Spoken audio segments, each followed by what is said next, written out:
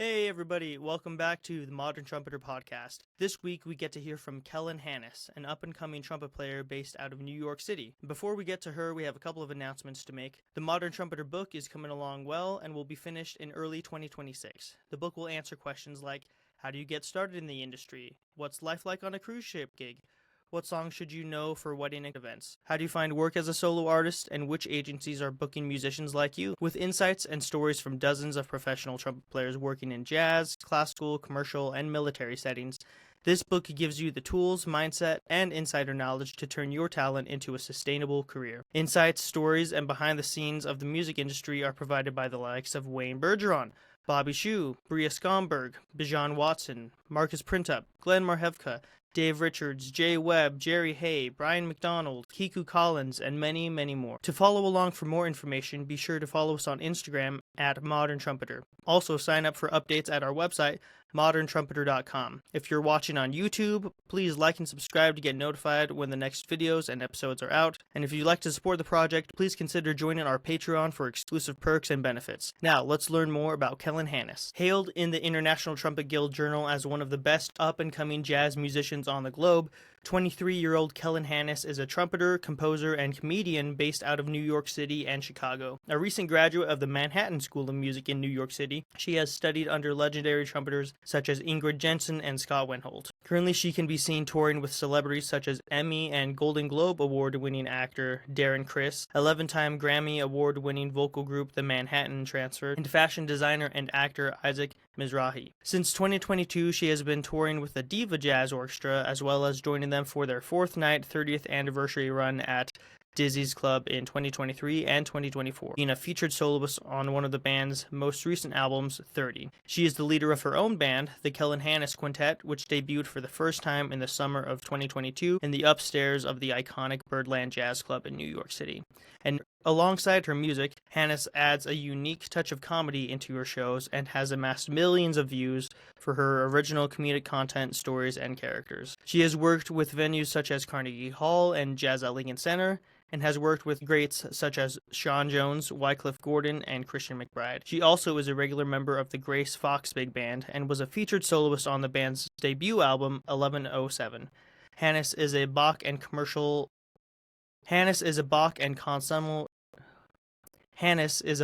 Conselmer endorsed artist. Now, my interview with Kellin Hanas. Hey everybody, welcome again back to the Modern Trumpeter podcast. Today we're speaking with Kellin Hanas, a trumpet player in New York, jazz player, and we're super excited to learn more about her story, and career. Kellin, thank you so much for coming. Thank you for having me. I'm excited. Yes, tell us more, first off, where you grew up, how you first got introduced to the trumpet, and at what moment you kind of decided that trumpet was going to be your life and your career. Sure. So yeah, I'm in New York now, but I grew up in a town called Wheaton, Illinois. When I was growing up, I thought it was a small town. It's actually 50,000 people, but the area is so sheltered, and I don't know, it's just you live we call it the Wheaton bubble because it's just such a sheltered lifestyle. We're like the most Christian town in America, rated by Time magazine. Yeah. Yeah, very different than New York. Very different, yes. And so, yeah, my parents are they're not musicians. My dad played guitar as a hobby a little bit, and my mom played violin when she was in 6th grade, but she doesn't play violin anymore. But she sings around the house and stuff, but neither one of them really did it seriously. My grandma, she was a choir director. She's the music person in the family. She has a master's in music, and she used to direct all these musicals, and she's amazing. And the first part of the story kind of I always say it's going to sound fake, but I promise you it's real. So when I was 4 or 5, I mean, at this point, when I tell the story, I'm telling it mostly because I've told it my whole life. So that's what I know it from. But when I was 4 or 5, I had this dream that I was playing the trumpet on a stage. And I had this project. We had to do a book project in 6th grade. And I wrote my whole book on this dream that I had. But yeah, the dream was just that I was playing the trumpet. I think that I got the idea from, there's this VHS tape of the Wiggles, and they had this guy on with a little piccolo trumpet, and he played a little song over like an Wow. Irish jig. And I No was way. the biggest Wiggles fan. Like if anybody else tells you they're a bit, no, I was. Yeah, The but I think I Wiggles got the pulling through. yeah, right. Yeah, they like absolutely set me up for that. But yeah, so I think I got the idea from that. And then like I'm sure I like told my mom like about the dream. Like nothing came of it because you're like what, 4, 5? Like a kid has a dream about playing the trumpet. That's nice, sweetie, you know. And then I just knew like once I turned like 7, my grandma was like, you know, it's time to get her involved with something. We need to give her a direction in life. We can't just have, you know, let's get the 7-year-old a direction in life. Yeah. And which I'm like so glad that they thought of that because I, you know, I mean, if I didn't have music, I would have been wandering aimlessly through life. So, but yeah, so they took me to the music store when I was 7, and I just remember like looking at the trumpet and like automatically knowing that it was mine. That was the only one that I wanted to play. And I just knew, I don't even know how to explain it. It was just like a knowing, like an inner knowing that that Yeah. was the correct answer. And so, you know, I don't know exactly why everybody was so against me playing the trumpet, like if it was because it was going to be loud or because I was a 7-year-old girl. And I don't know, the vibe was kind of like, that's not, I don't know, sweetie, like you're kind of small, that's not really, you know. And like Oh no. yeah, I know. And like that was just like the general vibe, like, you know, not that my parents always told me that I could do anything that I wanted, and it wasn't like, you know, they're awesome. But, you Yeah. know, I was like a tiny, tiny little, you know, girl, and like Yeah. it's just not what you typically see, you know. So they gave me the flute and the clarinet and the violin and like every other instrument possible. I literally tried everything. And I was so stubborn. I pretended to be bad at everything. And they gave me the trial because I finally convinced them. I was like, "Oh no, I sound so bad on the violin. Give me the trumpet." And That's so awesome. yeah, and I'm so glad I did that because they gave me a little. Well, they gave me a trumpet in the store, and it was way too big for me. But I was able to make. I could play notes, and I could, you know, which usually people can't even get a buzz out. But it just seemed natural to me. And the guy who ran the store was like, oh, okay, well, she can make noise on it. That's, you know, pretty good. And so he convinced them. They got me a cornet instead of a trumpet. And then, yeah, I was in the 5th grade band for like 6 years until I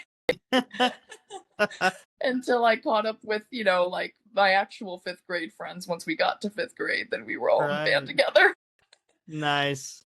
But that was, I mean, that was the beginning. Is I kind of just, I did it for fun. I was classically trained for 7 years. I did not like that. Once I got past learning jingle bells, I was like, I'm bored. And like, it's not because, you know, they were having me play concertos and I was doing, you know, I was doing trumpet competitions and stuff, and I just didn't like it. And, you know, now as an adult, I have an appreciation for classical music, but back then it was like, I'm falling asleep, you know? Yeah. Yeah. But I stuck with it, and thank goodness. Yeah.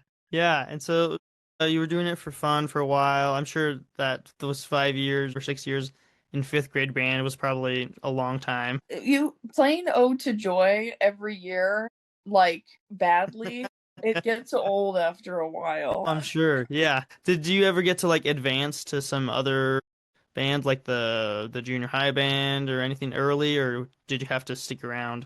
No, I never got to advance. I never like advanced early. I kind of just like stayed in the 5th grade band for like maybe 2 years, and then I quit because I was like, I'm too good for that. And then I rejoined in 5th grade. So I mean, yeah, I kind of, I don't know, like when I wasn't in band, my grandma, she's not a trumpet player, but she taught me private music lessons for like the first 7 years of my like, you know, time Hmm. playing, which is amazing. So she taught me how to read music. She taught me just how to be musical in general. So that's what I was pretty much just like studying with either my grandma or like local, like, you know, local college professors. And my, it was so like, I feel like I tell my parents every like 2 months, I'd be like, I'm quitting, and then I like wouldn't quit. And thank So goodness, right?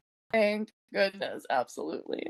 And then when did you start getting into jazz? Yeah, so oh my gosh, I I have such long answers. I'm trying No, to this is answer. great. This is what what the podcast is for is we want the long answers. Fantastic. Well, there will be more long answers. Great. Yeah, so I finally got out of fifth grade band, was finally released into the world. And I remember my mom taking me to my middle school. It was like right before school started, and it was like the sign up day in the cafeteria for like all of the clubs and stuff. And I saw the sign for like jazz band, and it just had the word band in it. I didn't really know what jazz was, and I was like, I don't care, it's band, I'm gonna do it, you know. And so I like met the band director, who I have a little story about later. But yeah, like I signed up for that, and I signed up for, I don't know, I think that might have been, I mean, and then of course there was like, sixth grade regular concert band. And so that was really good for me. I mean, sixth grade band wasn't much different than fifth grade in terms of like, I was still, that's the thing, is like I was constantly being put in positions where I was light years ahead of everybody just because I started earlier. And so Right. as a young kid, I like just developed this, I don't know, I just had like a cockiness about me. I was like, I am the best. I've never met anybody better than me. So, and I Yeah. liked that. So why did I stick around in these places that I wasn't growing in? It was because I was comfortable being the best, and everybody hated me Right. for it. So jazz band started in sixth grade, and I remember, it's not that I wasn't connecting with it. It was just like something, I mean, how can you connect with jazz in a sixth grade jazz band? We were playing like the bad version of the Peter Gunn theme, like, Yeah, yeah, or exactly. like Hawaii 5-0, like, Yeah, like, okay. right. So, but it was fun, and I enjoyed it. And then, uh, there was just a humongous like period between like sixth and seventh grade where, you know how middle school is, you go home for the summer and like everybody's grown like 10 inches taller and Yeah. everybody's voice dropped. I think like my brain developed like that summer, and I came back to school. So really what happened, the way that I really got into jazz was, so my middle school band director, his name was Dan Dupree. He in his 50s, wonderful husband to his wife, father of like two or three. He was like the most dedicated educator I've ever come across. There was nobody better, like, and more passionate about teaching young people. He was an incredible lead player. He was incredibly passionate about jazz. Um, and I feel like you hear all the time about like, there's so many situations now where there's professors or teachers that are like inappropriately connecting with young female students. And to be in a space with a man like Dan, he was the best mentor. Like he was, I don't even know how to like, he was just such a safe person for me at like 13, Yeah. and he like he saw this potential in me that like nobody else had seen, or like maybe my grandma saw it but she didn't know how to like ignite the flame, I don't know. But he knew like that I had something, and we just connected on a very very like deep level. He was kind of like my second father. And um he's supposed to, because middle school for us is 3 years long, and so I expected to have him from like sixth to eighth grade, but at the end of seventh grade he um, announced that he was like going to be going to teach the elementary schoolers the next year. And Mm. I was depressed, and I cried to him in his office, and I was like, don't leave, Dad, I mean Dan, Yeah.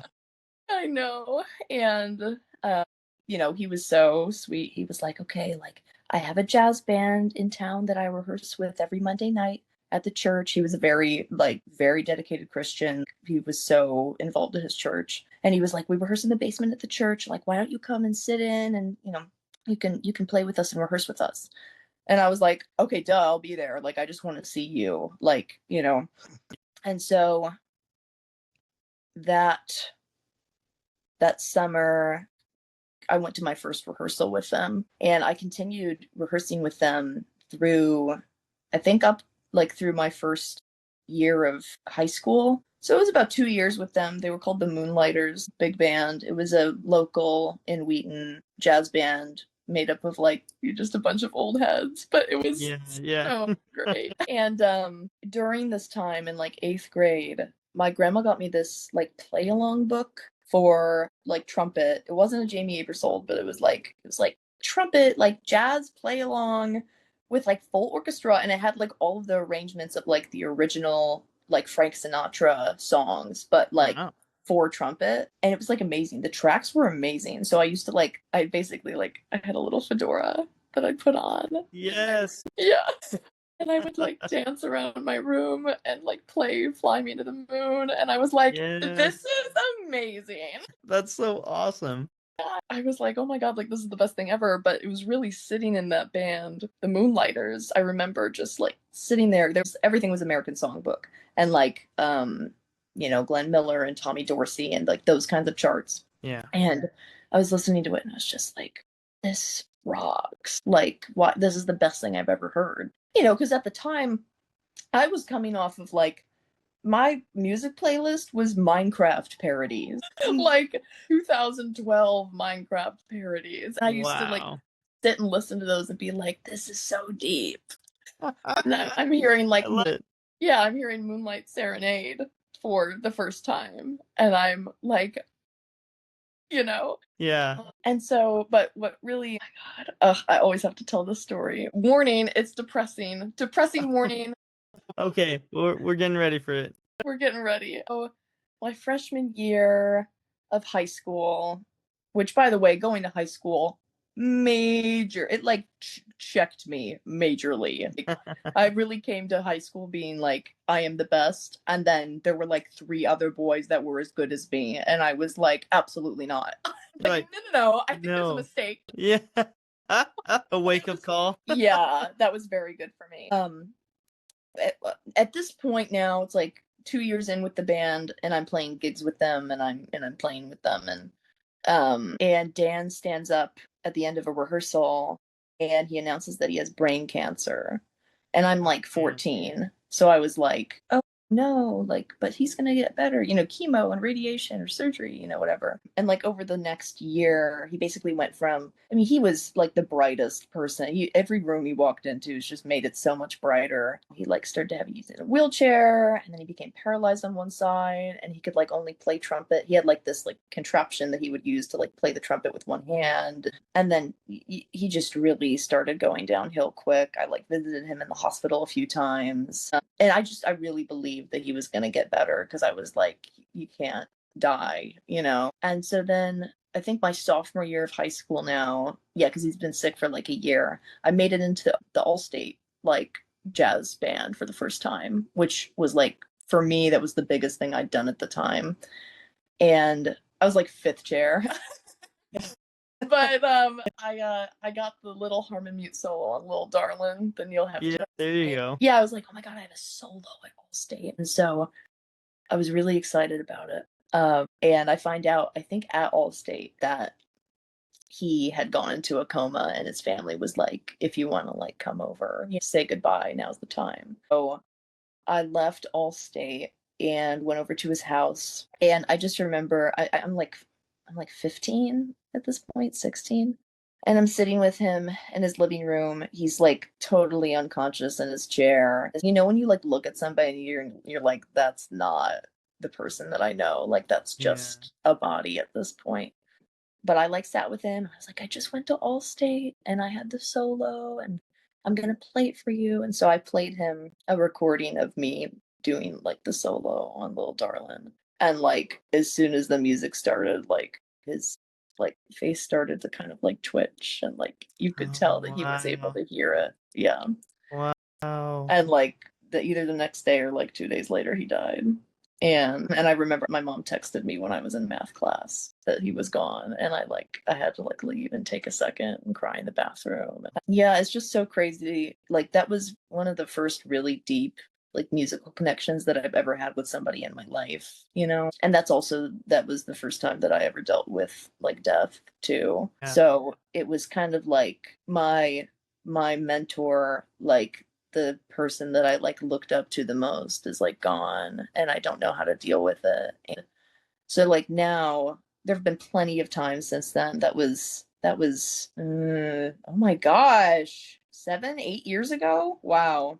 Oh my god, that's insane. But there's been plenty of times since then where I've been playing a really big gig or something, and I just feel like I feel him standing behind me. Like, Mm, and it's not even I'm like not even thinking about him, but all of a sudden like his energy comes up. I will say there's something really freaky that happened.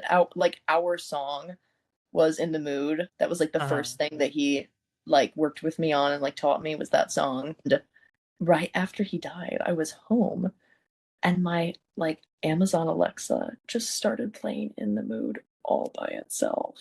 That's wild. Isn't that crazy? Yeah. So yeah, I do like to believe that he is around, but basically like he's one of the main reasons why he wanted to do this. He wanted to be like jazz trumpet player, like he loved it so much. But he was a middle school band director and that was his calling and he didn't get to go really out on the road that much or.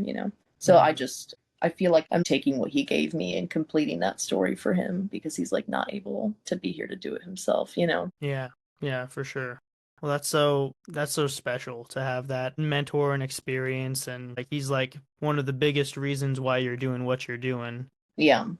And yeah, doing you everything you're doing with your career, yeah, it's like continuing for him, and that's really beautiful.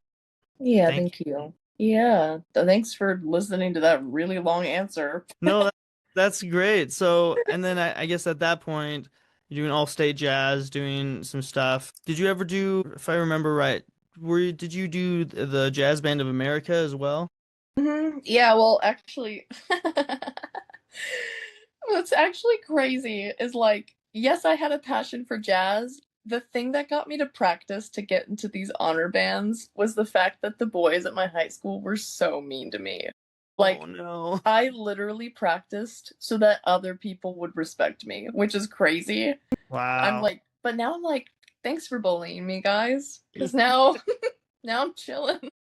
Now you're doing it. Are any of those boys still playing? I think both of them, yes, I think they are. And like listen, it wasn't like I was completely innocent. I'm sure I was Oh, annoying. right. Like I was But I was, but I will say like it was definitely an energy of like who's this like freshman girl coming into, trying to be first chair. She's practicing. I remember I was like transcribing all these solos and like the boys and like the jazz band were like, "Well, you're not even improvising, you're transcribing and that and I'm like, "Whoa, get a grip." Like, oh man. please. Yeah, it was very I know that they were like calling me a bitch behind my back and stuff. Oops. Crazy. So, yeah, it was very definitely the first few years of high school. Like I had a lot of friends, which was good, but like the older band kids definitely had some problem with me and Mhm. I needed to be humbled anyways. But my idea was, oh well, maybe if I practice hard enough and I get into like the Grammy band or the Jazz Band of America or whatever, maybe they'll finally treat me like they treat each other. Which spoiler alert, it never happened. But yeah, I did the Jazz Band of America my junior year, and I did the Next Generation Jazz Orchestra my junior and senior year, and then I did NYO Jazz. That was a weird situation because I got into NYO Jazz my senior year and then it was COVID. So they Oh, put it online, but they let me apply the next year, even though I was too old because they wanted to give mhm. us another shot and I got in again. So that was nice. Yeah. But yeah, those programs were really, that was where I got humbled. That's when the light switch went on where I was like, I like low key suck, actually. Yeah, can you tell us like more about that? Like for me, I didn't really know those were really a thing or an option until it was too late. And Mhm. so there'll be a section in the book of talking about opportunities like this where like, yeah, do this or check this out and Mhm. different competitions and stuff. Can you tell us a little bit more about that process, what it was like and like how you were humbled and how it transformed you as a player? Totally. Well, yeah, I mean, for me, like I said, like I think probably around my freshman or sophomore year, I like found the lots of kids post their like audition tapes for these things online, and so I started seeing all of these like kids in high school that like sound like Freddie Hubbard, and I'm like, oh, like they're only like a couple years older than me. And Hmm. so I thought that that was really cool and inspiring. But also, I was dealing with this like bullying too. I just in my mind I was like, maybe if I make make it into one of these bands. They can't say anything anymore, whatever. So there's a lot of programs. And it's crazy too, because it was like, yes, I was like practicing. I was technically practicing for other people and like their opinion of me. But once I made it into the band and I got there, specifically the Jazz Band of America, like, Summer Camargo. Mm-hmm. So Yeah. Summer was in that band with me. Okay. And she had just done her like Juilliard audition. I had never met or been in like the same room as somebody that even stepped foot into Juilliard. And so like I just remember like I showed up and I heard everybody. And that was like the best thing that could have happened to me. Because at that point it turned from, I'll show them to, whoa, I have so much work to do. And this is like a whole, like, you have to dedicate your life to like learning this because otherwise it's not Mm-hmm. going to be there. Yeah. And yeah, like also it was like crazy to be in the same room for the first time because we did Allstate. Allstate was very fun. Allstate is like kind of like the gateway to all of the other like national honor bands because a lot of the Right. same kids do, both. And Yeah. but it was like incredible to be in a room with other people my age that all cared about what I cared about the same way, like the same intensity, and like most if not all of them were better than me. And that Mm-hmm. was a first. I had never been in an environment where that was the case. And like better than me by a lot. Like I didn't know tunes. I like literally showed up. I didn't know tunes. I didn't really know how, like I knew how to improvise, but not very well. Like I had really good like stylistically. I was cool, but like otherwise it just wasn't there. And so yeah, I mean one thing led to another. So I did Jazz Band of America. I'll just list all the programs if you want to, if you're putting them Yeah. somewhere, Yeah, that'd because be great. these are all super good opportunities. I did the Jazz Band of America for a couple years. I did the Next Generation Jazz Orchestra. That's Monterey Jazz Festival's band. Mm-hmm. It Okay. used to be a touring. I'm so sad that there's like funds are getting cut for a lot of these programs because when I did Next Gen, we toured Canada and we toured like we went to Seattle. Like we did a Mm-hmm. whole tour and then we played the Monterey Jazz Festival in September. Now I think the band just meets in September and plays the festival, but it's still a great experience. Yeah. So that's what Carnegie Hall's NYO Jazz, that is a life-changing experience. I mean, all of these are, but Right. NYO is like, that's the premier. What a wonderful program that they've created for young people. That is Mm-hmm. just, it's so special. So what else did I do? There's a program that John Clayton runs, Vail Jazz, the Vail Jazz Workshop. They only take like 12 kids a year, and it's a completely, you learn everything by ear. There's like no music. Woo. So that's a great camp, and that's Vail is beautiful. What else? Monterey also has like a next generation women in jazz combo, which is great. Katie Mm-hmm. Thoreau leads it. So Mm. that was really great. It was great to like meet other young women because there's already so few of us. Yeah. And then Jazz and Lincoln Center has a summer jazz academy that meets every Oh, year cool. at Bard College in New York. And that was incredible too. I think there's more now, more programs that I like didn't get to do, but yeah, there's a lot of really great programs, and I do think that getting into the Jazz Band of America like really changed my whole life trajectory because up until that point I was planning on going into music education at like a local college by my house. Because I was like, who's gonna go into music performance? Not me. I'm not, it was weird because I was like, I'm awesome and also I suck. Like I was like, I'm not good enough to like do music performance. Uh-huh. And then I met Summer and she's telling me about Juilliard and Winton and blah blah blah. And I'm like, I literally it's so crazy because we're like best friends now. But I like went up to her and like had a little notepad and took notes on what she was saying. And That's so great. and I got humbled. And but like everybody else there was going to school, like they were going to music school, and I was like, Mm-hmm. maybe I can too. And then I decided at the last second, I was like, I'm gonna apply to conservatories and I'm not doing music education. And that was like, thank goodness I made that decision. I think music education is beautiful. I also Yeah. think that my life path is not to teach K through 12, and that's fine. Like, but yeah, if it wasn't for that band, I wouldn't have figured that out, and I wouldn't have realized that that was even a possibility, you know? Yeah, yeah, definitely. I think those programs like can like really like I think Allstate of course is great. Yeah, But then it's like okay, like the next level is like these national groups where things like can really get going. And yeah. so do you think for young players like they should if they're really wanting it to make trumpet a career, they should be auditioning for all these programs? Yeah, I mean, obviously, there's plenty of people that have amazing careers that never did any of these. Like, you Right. know, my friend, do you know Grace Fox? Was she at ITG? No, I don't she's a think I know great, Grace. you would love her. She's a great lead player in the city. I went to MSM with her. But yeah, I don't think Grace didn't do any of those bands. She absolutely could have, but she didn't. And she is like working on Broadway now and sitting in with the Vanguard band, and she's killing it. Oh, Like awesome. she didn't need any of that. Yeah. So I mean, it's not like you have to, but I do think that those programs, the connections you get are crazy. Like, all of the kids in those bands, some of them are in my band now. Like I went to school with a lot of them.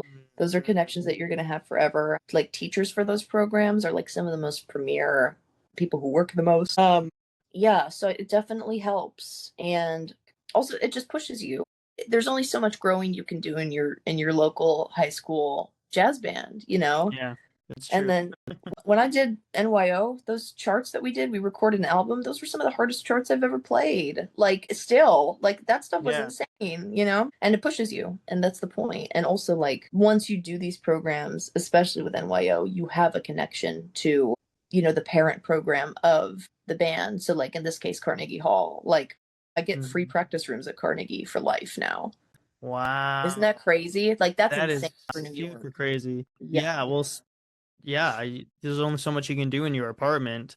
Right. Yeah. You Totally. just head to Carnegie Hall and Yeah. that's wild. Yeah, so it's just Wow. stuff like that, and they stay in touch with all of their alumni, and they give you Wow. gigs, and you're Dang. connected, and people want to help you, you know. So I think that if you can make it into the band, it's an incredible experience, and it's absolutely worth it. Yeah. Oh my goodness. That's a massive perk. Isn't that I insane? still can't like get over that. Like, Yeah, wow. yeah.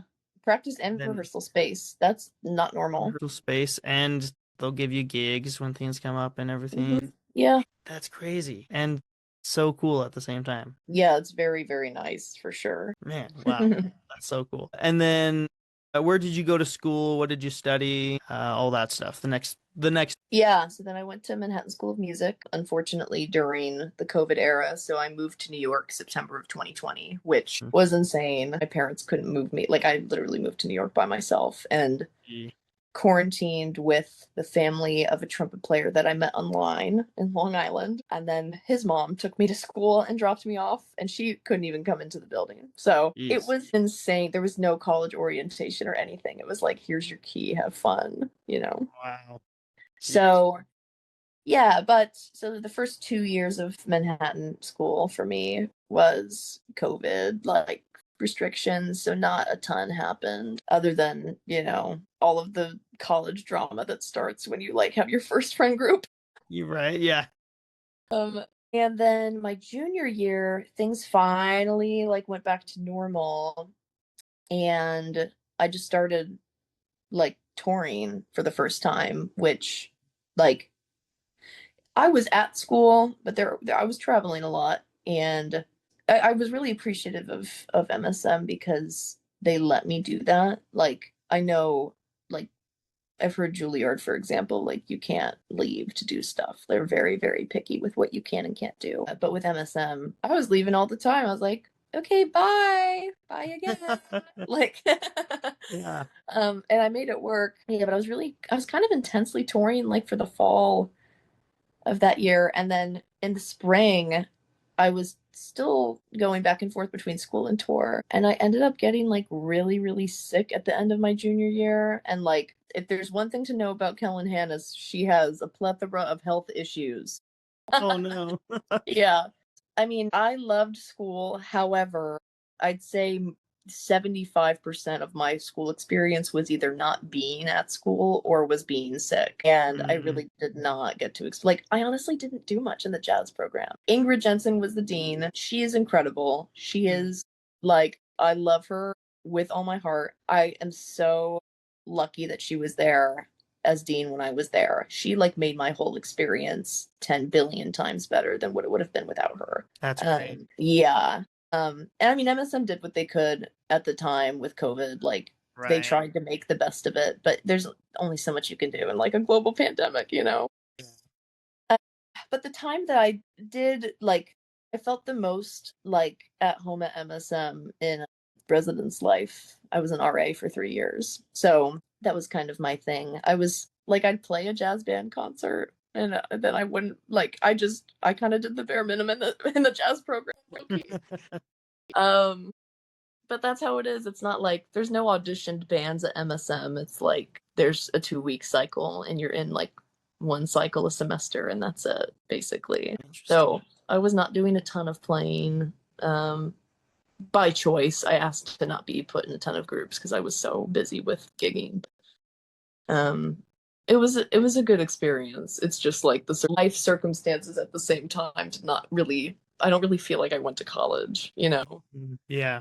Did you end up finishing and getting the degree? I did. I almost dropped out a few times because of my health. There was actually at the beginning of my senior year, I had a whole meeting with Ingrid and the dean being like, I'm dropping out. And they were like, well, like, let's see how we can accommodate you. And like, they ended up making this crazy like schedule for me where like, I didn't have to go to rehearsal and I don't have to go to class if I don't want to. So, Wow. I mean, granted, most of my senior year was like, I was in my room in bed because I couldn't do anything else. But like, yeah, so but I got through. To me, I'm like, you know what? I got that degree. Like, I made it through. So very happy about that. Yes. And during all that time when you were saying you're out gigging and touring, what kind of gigs and tours were you doing? Yeah, I started doing, oh my gosh, I'm trying to remember like what my gigs were at that time. I toured a lot with this guy. His name's Sammy Miller. He's an incredible drummer. Like, I haven't played with them in a bit because it just hasn't like worked out schedule wise. But Sammy has an amazing group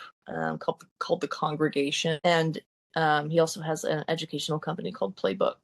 He's very passionate about like teaching kids about jazz and he does a really good job with it. All of the performances are so fun and like we play his original arrangements that like we completely like learn by ear of like just all of these like really well-known songs. And yeah, like there was this one time I played with him at like a random school in Texas and like we did like this whole like jazz, like I don't even know what to call it, jazz opera kind of thing where like I wore a wig and an apron and tap danced and like let's go. And like singing but also like playing the trumpet. Yeah, he's awesome. So I did a lot of stuff with him. I started playing with the Diva Jazz Orchestra that year. So I had my first tour ever was with them. And that was a really good first tour with the Manhattan Transfer. We went out on the road with them for a long time and that was nice.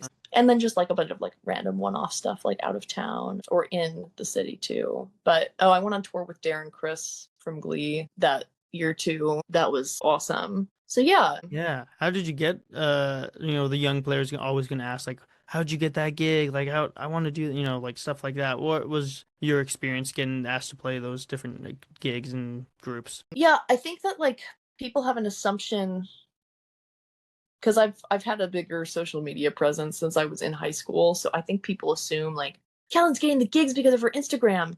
I'm not gonna say that's not true because like with Darren, he found me on TikTok, like, and he messaged me and he was like, do you want to play with me? And like that's amazing that social media can do that. So I absolutely do get gigs from social media. But like Diva found me from they like watched a gig that I was playing and they liked me, I think. And then they eventually called me. And then like Sammy, I think it was just word of mouth. A lot of the gigs that I do, I was just recommended to somebody by like word of mouth. Because I do know people too that like have bigger social media presences and they're still not getting like a ton of gigs, you know? Like, I think people think that like the key to getting gigs is like playing well and having a big social media presence. And like those are two things that obviously can help, especially playing well. Right. Like you have to be able to play the gig well. But Right. like the other part of it is I think I've only shown up late to like a rehearsal once. Like I am always on time or like early. I dress for the occasion. I feel like a lot of young people nowadays just wear jeans and like and sneakers on gigs and I'm like, for like gigs, which is fine in certain contexts, but not, if you're doing like a big band gig at Birdland, show up and look like you're playing at Birdland. Yeah. Or just like being a nice person to be around is a huge one. I've been through like many eras as a young woman of like trying to figure out like my own personal boundaries with things and like when I should speak up and be quote unquote difficult, even though it's really not being difficult, but like, like when I should suck it up and do the gig and not ask for something different or, or like ask for more pay versus like times when I should. And I think that like I kind of feel like we're living in an era where like everybody feels really entitled to like exactly what they want and nobody's willing to compromise a lot of the time. Yeah. And so I feel like some people, especially young people, like, I'm like, guys, we got to compromise. Like I've been on gigs where like, something goes wrong or like we check into our hotel like later than we thought we were going to or like something like that. And like I've just learned like those are the moments where like obviously you want to be treated like a pro and that's like important and also like be flexible, like be like make things easier for everybody, don't cause a scene, Yeah.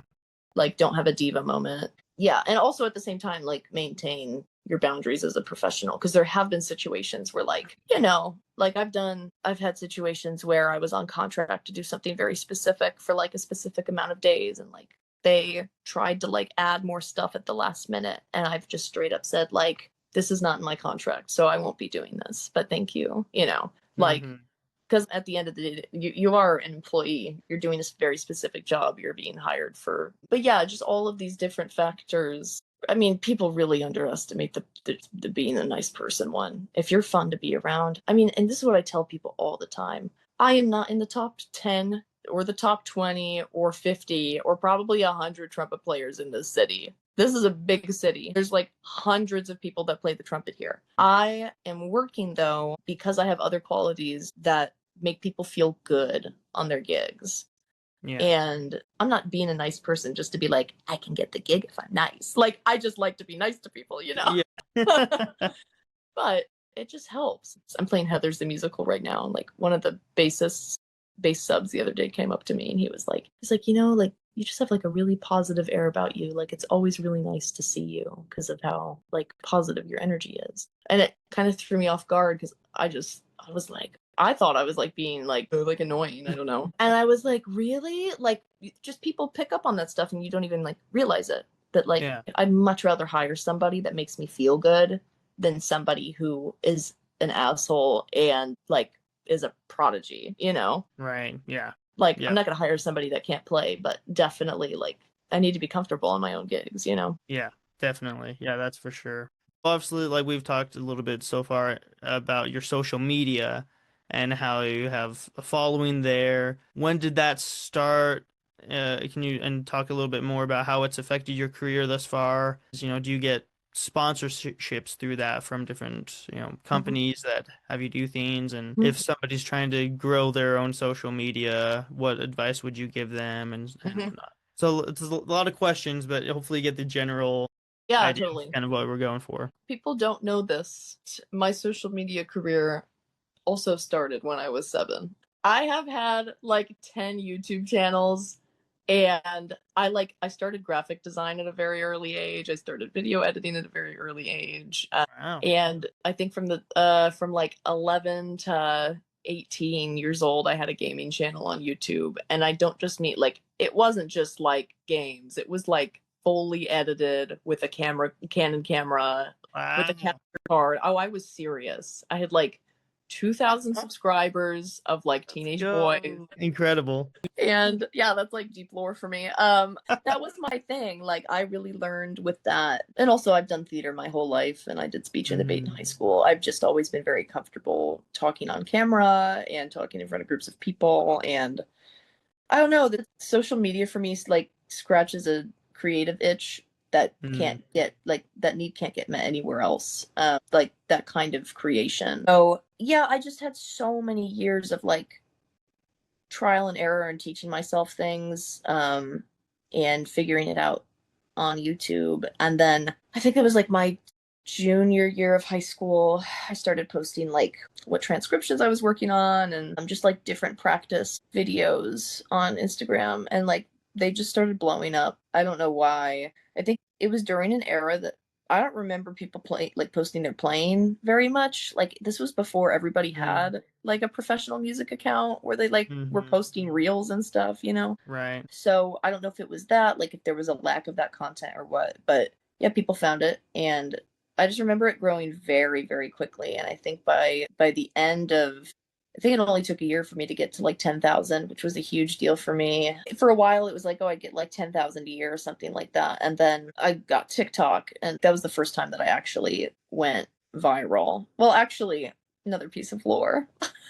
My first time going viral was in I want to say 2015 on Instagram. There were a few videos of me as young tween that went viral for cringe Very on like nice. Instagram meme accounts. Pretty bad. But Oh. yeah, when I got TikTok, that's when it really started going viral first for like comedic stuff. I really wanted to try to keep it separate because I do also have a love for comedy and I'm like actively trying to pursue it. And I was like, Great. oh, like I'll just post like funny stuff on TikTok and it won't be Trumpet, you know? And then I Mm-hmm. started going viral for that stuff. And then I decided to like combine it. I was like, well, what if I'm funny and I play the trumpet at the same time, you know, whatever. There's this one video of me that I don't know if you've seen it. It's like a very short TikTok of me being like, it's like a dating profile. Like I I don't think basically I've seen it, but that's it's like I have to look it up now. it's just a very short video of me being like, oh, like I'm looking for like a. To me, it was a joke. Everybody else took it for real, but I was like, I'm looking for an eligible single man. I can cook, I can clean, and then it cuts to like me like playing over Cherokee or something. Hey, yes, I have seen Yeah. it. This is So hilarious. that went viral majorly. It was like the top post on Reddit for a day. And like, oh my god, don't look at the Reddit comments. But that was amazing, and that really like I ended up getting like 160,000 like followers on TikTok, and like had different videos go viral after that, like trumpet and not trumpet related. But yeah, like Darren found me on there. Lots of people migrated from TikTok over to my Instagram. That video blew up again last week, so I gained like 20,000 followers last week. So now I Wow. have recently hit like 90,000 on Instagram, which is like crazy to me. Awesome. But yeah, I honestly, you have to know how to do it, but also it's luck. There's Yeah. just a lot of luck involved. And I think it's important. Like, I mean, personally, I hate social media. However, we are living in a world with social media and we have to learn how to use it to our advantage. And if you want a career, I think it's a great move to make. Yeah. Yeah, definitely. And obviously you've been doing that, and yeah, I agree. It's like I have these different platforms and like I'd really rather not, but Yeah, right. Yeah, for the sake of our day and age, yeah, it's like, okay, right. here we go.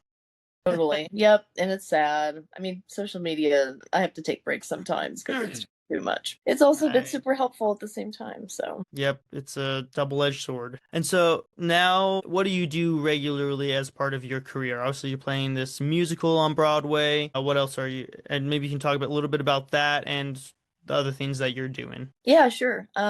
Yeah, I mean, since I graduated like last year, I was on the road like every other day. Like I was traveling for like 9, 10 months, which was insane. And I love traveling. So that's a big part of what I do is just a lot of freelance work, a lot of touring with different bands and stuff. And I'm still able to do that now that I'm playing this musical, which is nice. Not as much, of course, but Right. you know, select things that I choose.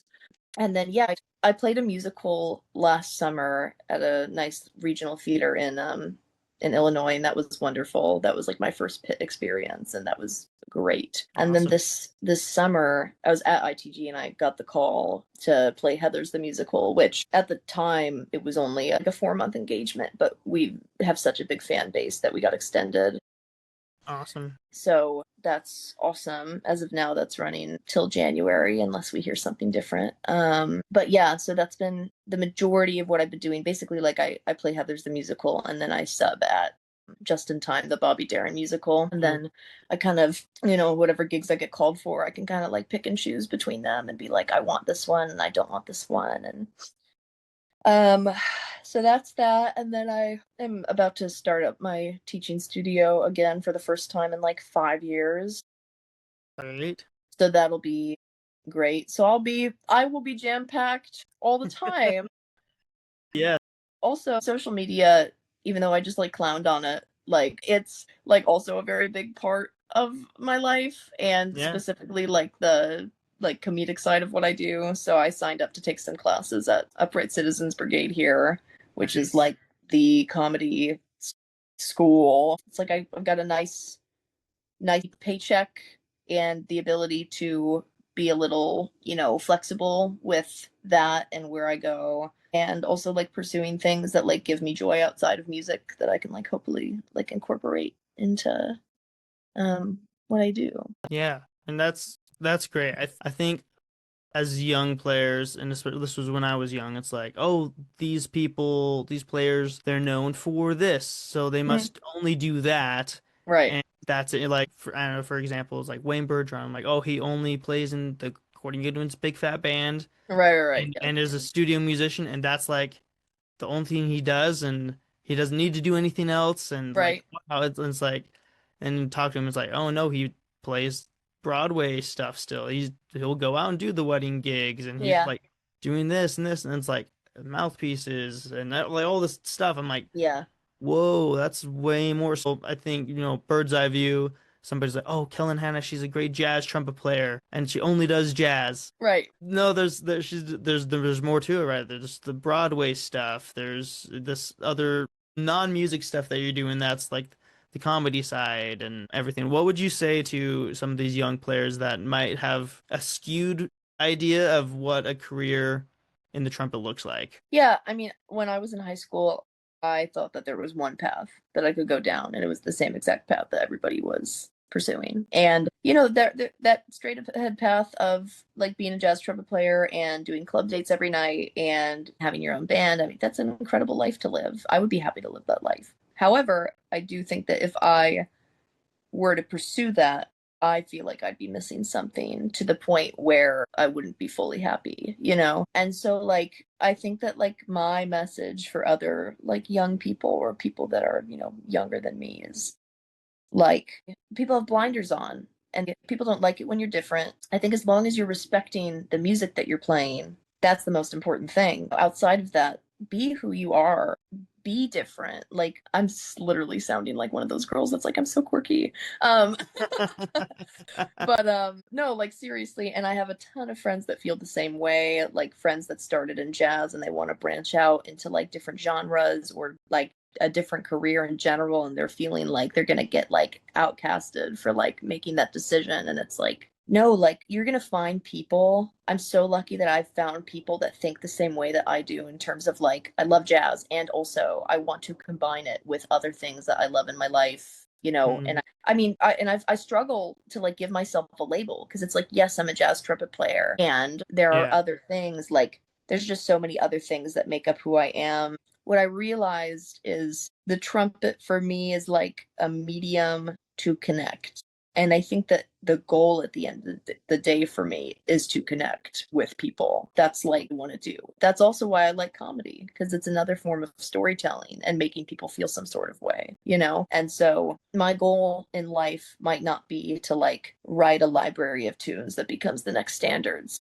And that's Mhm. fine. I still write tunes that I feel very connected to and I love them. But my like approach to life and like music and career just might be a little bit different than like the standard jazz musician, and that's okay.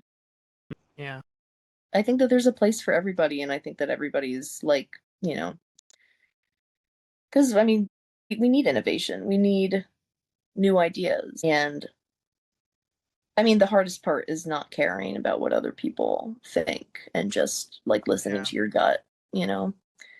And that's the thing that I struggle with, and I'm sure that everybody else struggles with it too. So, yeah, I guess that's the other message is like you're not alone and like feeling like you have to be a certain way. Like maybe Yeah. go down that path for a second, like I did, like I was very, very Mhm. straight ahead jazz vibes. And then like branch out a little bit and like meet new people and like talk to people about what your thoughts are, and try to find that like little tiny community that you're like looking for. Yeah. Yeah. That all makes sense. It's all like this is everything we were talking about and everything you're saying is like little golden nuggets that I'm like, yes, that's what Aw. that's what I'm looking for, for these young players. Like, their brains are still developing, still they're still figuring it Yeah. out, but like, and especially now, like, it's not like it was even, 50, 70 years ago where like, yeah, you could just be one thing for your career and that was Right. it. Everybody I talked to was like, no, you have to be able to do it all and Yeah. whatnot. So, and then hearing that, like, it's like, yeah, you can, even now, it's like, you can pursue other things or, Yeah. add that as part of what you do as your career. It doesn't have to be just music related. Right. Which is yeah. So it's cool to hear that from you of like, yes, I do jazz trumpet and I do this and this and Yeah. this. It's not necessarily the one way, the one path. Yeah. Like there's Yeah. so many ways to go about it. And I think that there's this energy of people, like at least what I've heard from other people that have felt the way that I felt, like there's this guilt that comes with not dedicating 100% of your energy and time to one thing. And Hmm. I think that there's a message from some people like being sent out that's like, if you don't like live and breathe this music every second, like then you're not giving it the attention it deserves. And it's like, you have to figure out what works for you. And like I Yeah. said earlier, don't be like I'm a jazz musician and like not know how to solo. Right. You should study the history, like you should know what you're doing, but it is okay to like also have other things that you like to do. Yeah. Exactly. Like I just earlier this year got a drone pilot license. Something Wow. like totally different, right? Like That's amazing. and that's fun. There's this part of me that's like, man, I can't. There's sometimes some days where I'm like, I wish I just had a 9 to 5 job so I could be home with my family and just Yeah. like, but but I love it at the same time. And even guys that I know who like they were doing the music thing full time and Mhm. then became real estate people or software engineers or whatever, and they still Right. play and they still love it, but like for their lives that's working out better for them and that's great too. And even like people going back and forth. I think there was a Yeah. guy I interviewed, Craig Taylor is his name. He trumpet player, a contractor down in DC. Hmm. Lived in New York, did all the Broadway stuff and whatnot, but his family was still in DC. Hmm. So he's just like gone from them all the time. And then, finished one show, he's about to do another show, and he's hanging out with a bunch of prominent trumpet players in New York, and he didn't say who, but they're saying like, I've missed birthdays, I've missed family events, I've missed anniversaries and stuff Yeah. because of the, playing and gigging and stuff. And he realized was like, I don't want that. Like, I don't want Yeah. to miss out. So he like quit trumpet for like 2 years and like Wow. started up a pest control business Oh. and like did that for 20 years, and after a few years started getting back into trumpet a little bit, Mhm. but like kind of totally changed everything. And Yeah. then kids grew up, left the house, and now he's like pivoting back into that full-time trumpet thing. Wow. I'm like, and for me, the like those kind of stories and stuff like that's inspiring too. Of like, Hmm. of course, the music is so important, and that's like what Hmm. feeds us. But for me, family and stuff is most Hmm. important. And if Yes. you gotta change things to do that, like that's okay. It's Yes. somebody else said like um New York will still be there when I go back. Like the things Yeah. will still be around. Like Yeah. you won't miss out. But Yep. so Absolutely. all that stuff. So maybe one last question, then we'll let you go. Is there anything you know now that you wish you knew when you were younger? I think that what I believed when I was a teenager or when I was, younger in general is that I had a clear idea of the way that my life was going to go. And I'm a very like, plan oriented, like goal oriented person. So I was like, well, the first step is to do this and then this and this, and then I'll I'll have exactly what I want. And this is coming, this is the perspective of a 23-year-old now. Like I know in the grand scheme of life, I am but a baby. But like it's just like crazy how things can change like so quickly with no warning, and you will have to adapt, and it'll be something that you didn't prepare for because you couldn't have prepared for it. And I don't know, like the amount of growth that I've had between graduating high school and now, or even like graduating college and now, that's only been 2 years. It's just like the like periods of growth are going to be so big that you can't even imagine it. And like, just be ready to like not know what's happening, you know? And that's fine. Like it's normal and it's okay to be like, I literally am going to let the wind take me where I need to go right now. And that's honestly, that's where I am right now. Like I'm in the middle of moving. I am figuring out a lot of career and adult things for the first time right now. And I think everybody assumes because you have a, you know, regular job and you have a presence online, you have your life together, or that you have everything that you need. And like, no, I'm still figuring it out. Like, and I wasn't prepared. That's what I'm saying, is just like, be prepared to not be prepared. Yeah. That's a great way. Yeah. Yeah.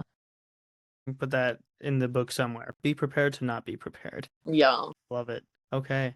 Well, Kellin, thank you again for taking some time to chat and tell us about your career and whatnot. I really, really do appreciate it. Thank you for having me. This was so great. You asked really good questions. Good. That's good. That's the goal. So thank you again, Kellin. Thank and you. I'll keep you updated. Great. Sounds good. Thanks. All right. Bye. Bye.